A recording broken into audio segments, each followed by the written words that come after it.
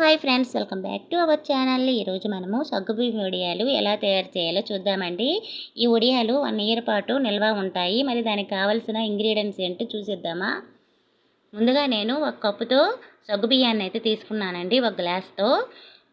ఇలా 2-3 గంటల సేపు అయితే మనము నానబెట్టుకోవాలి. ఇలా నానబెట్టడం వల్ల తొందరగా అయితే ఉడికిపోతాయండి సగ్గుబియ్యము. చాలా ఈజీగా అయిపోతుంది ప్రాసెస్ అయితే.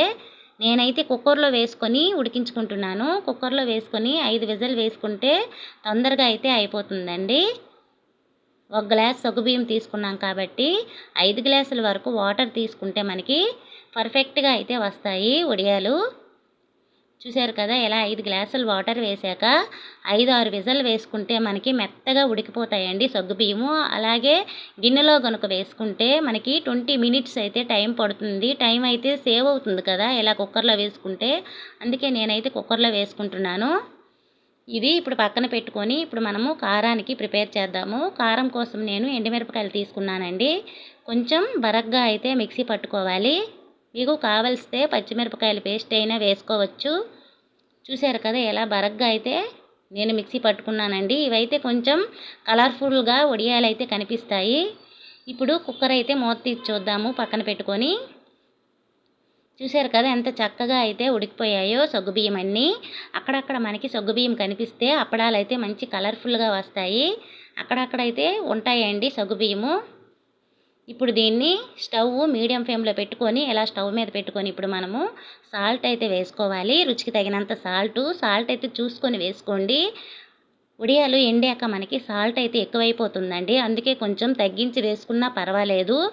దీనిలో మనం ఇప్పుడు మిక్సీ పట్టుకున్న కారం పౌడర్ ఉంది కదా, అది కూడా వేసుకోవాలి.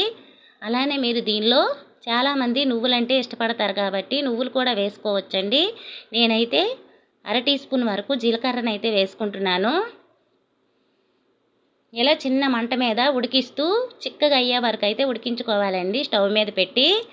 అలాగే పూర్తిగా చల్లారాక మనము వడియాలు అయితే చేసుకోవాలి.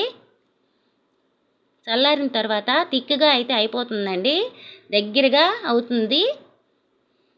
చూశారు కదా, ఇలా చల్లారే కొద్దీ దగ్గరగా అయిపోతుందండి. ఇప్పుడు దీన్ని ఒక బౌల్లో వేసుకొని గరిటె పెట్టుకొని మనము వడియాలు వేసుకోవడమే. చాలా ఈజీగా అయిపోతుందండి ఈ వడియాలు. నేను ఇలా బ్యాంగిల్స్ పెట్టుకొని వేసుకుంటున్నాను. ఇలా అయితే మనకి రౌండ్గా షేప్లు అయితే వస్తాయండి. ఒక ప్లాస్టిక్ కవర్ మీద కానీ లేకపోతే క్లాత్ మీద కానీ వేసుకుంటే తొందరగా ఊడొస్తాయి అప్పడాలు ఎండాక.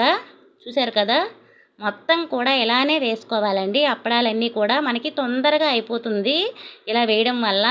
మొత్తం అప్పడాలన్నీ కూడా నేను ఇలానే వేసుకున్నాను. చూశారు కదా ఎంత చక్కగా అయితే వేసుకున్నానో. మేడ మీద అయితే పెట్టుకున్నామండి మేము అప్పడాలైతే. 2 డేస్ అయితే పడుతుంది ఇవి ఆరడానికి.